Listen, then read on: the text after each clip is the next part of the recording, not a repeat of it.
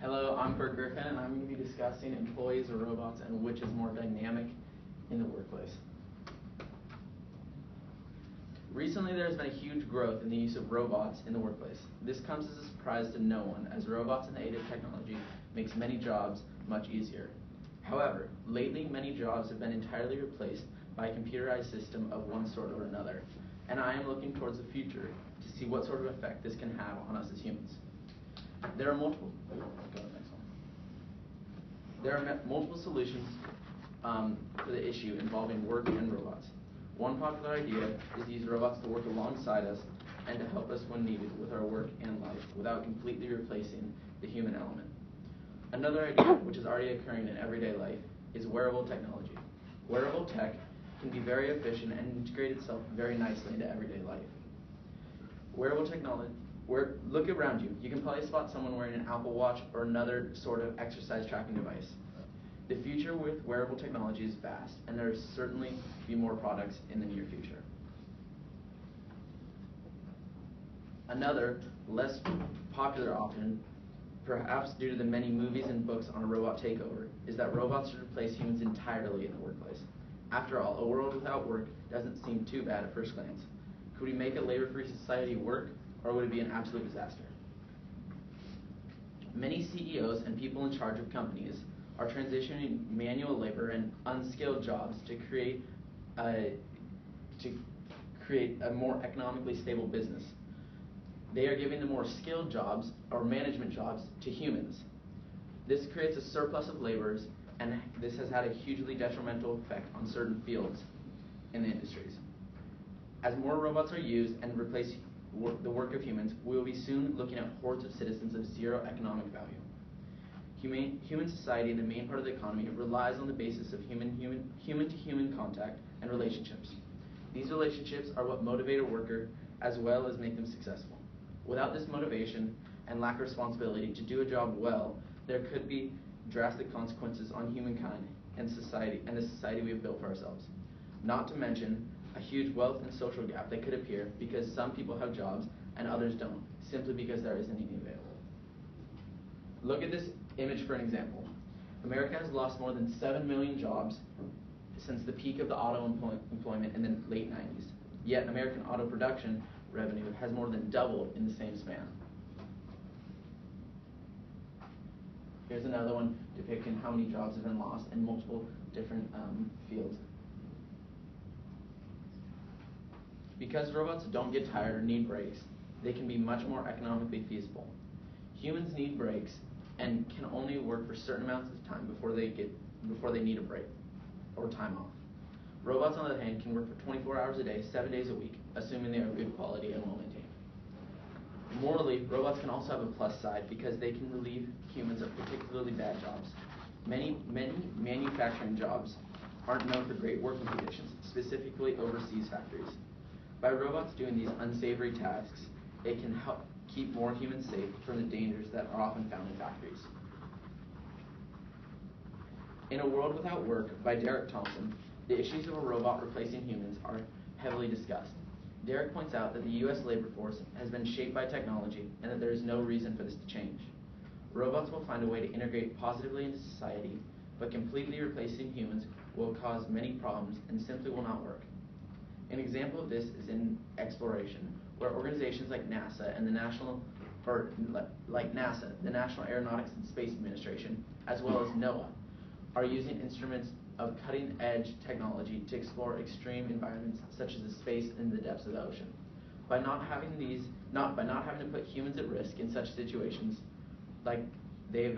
organizations like this have been able to explore much further and learn a lot more. The most important factor, though, comes down to the main decision-making, the CEOs and bosses of companies. Many leaders are choosing robots over humans because right now it might be more economically stable or appear good for their business.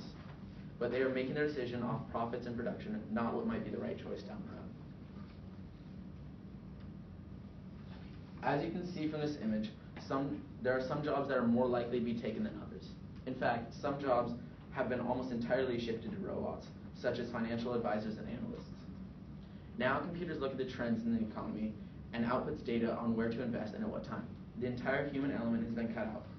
More and more jobs are slowly disappearing, and this graph helps show the likelihood of a certain field disappearing. President Richard Nixon demanded in his address to the nation on Labor Day that we must give more respect to the proud men and women who do work that is too often considered menial. Mr. Nixon goes on to explain how jobs lead to self-reliance, self-respect, and individual dignity, all of which are necessary for you to feel accomplished and successful in your work and life. Artificial intelligence and robots can rob us of this feeling of freedom and accomplishment, and therefore we cannot allow robots to completely replace our jobs. Jobs also give you a sense of worth in your life and make you strive for your goals and place a reliance on you, as well as a sense of responsibility to your company and or coworkers.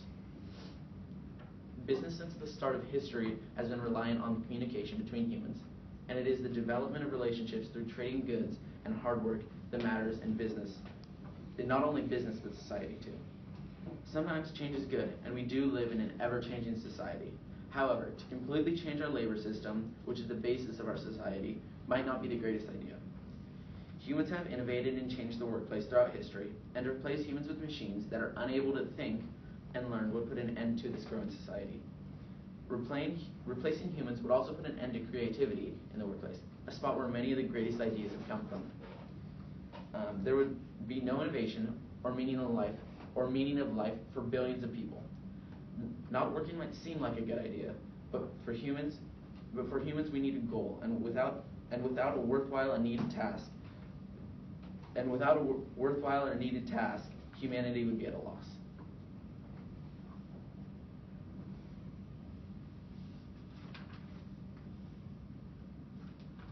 My solution: to successfully balance innovation and our everyday working class, I believe that robots should work alongside humans to benefit everyone.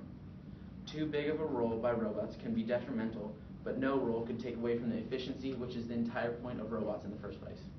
We can integrate technology right into our everyday lives, such as our house and transportation.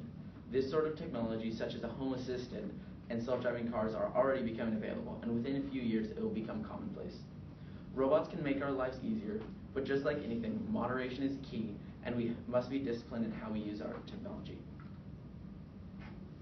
Overall, this is a very complex issue that will not be solved without a lot of discussion and research in the future. As of now, we are heading down a dangerous path, and I can already see some of the effects. If this was to carry on in a larger and more influential fields of work, we could end up with a massive problem that we didn't even know we were getting ourselves into. And here are my sources. That's it. Thank you. First question: how did you handle the differing perspectives in order to reach your conclusion? I did a lot of research and read a lot of scholarly articles from both sides.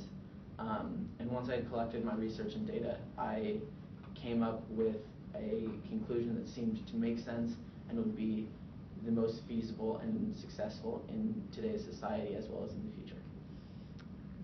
Thank you. And second, what additional questions emerged from your research, and why are these questions important? The additional questions were, where can technology take us in the future?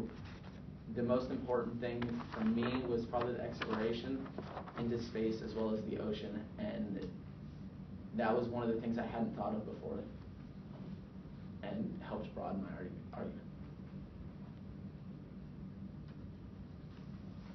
Okay, thank you.